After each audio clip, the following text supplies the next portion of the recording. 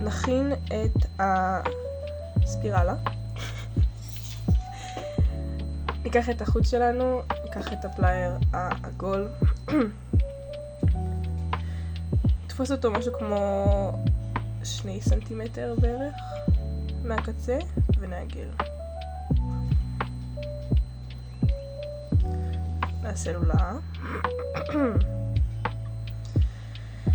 נתפוס כשהחלק החופשי של הפלייר צמוד לחוט הקצר,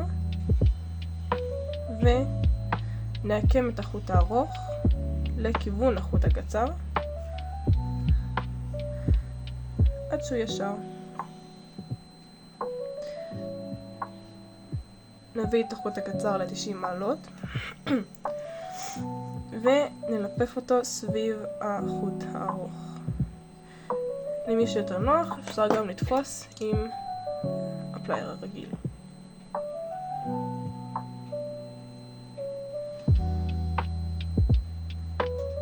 נלפף אותו משהו כמו 2-3 פעמים. ננסה כמה שיותר צמוד ושהליפופים גם יהיו כמה שיותר צמודים אחד לשני. ונחתוך הכי צמוד שאפשר. נצמיד את הקצה שנשאר עם הפלייר הרגיל.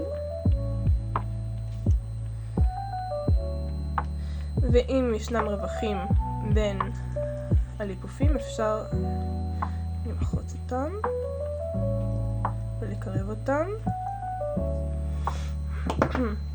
עכשיו ניקח את החרוז ונתחיל את הספירלה. ניקח את הפלייר העגול, נתפוס עם הכי קצה שלו את הכי קצה של החוט ונעגל.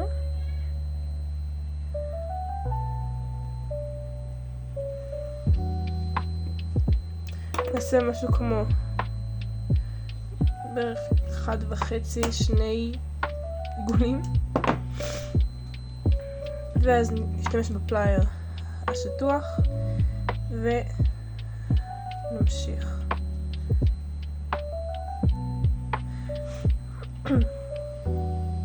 צריך להיזהר לא לתפוס חזק מדי, אחרת זה משאיר סימנים על הספירלה.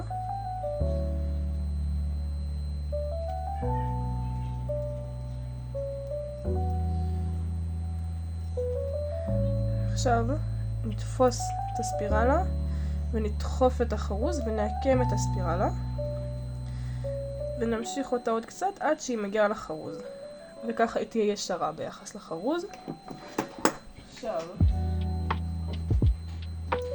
ניקח את הבלוק שלנו ואת הפטיש, נשים את החרוז בקצה שנזהר לו לדפוק עליו אחרת הוא יישבר, ונדפוק את הספירלה.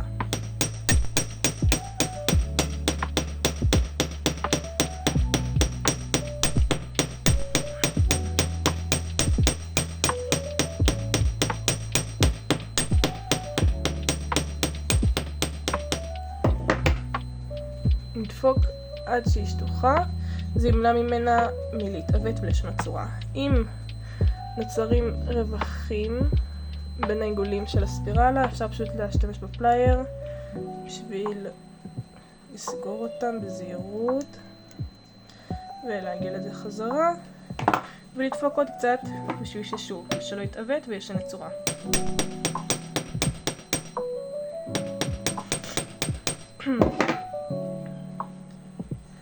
וזהו.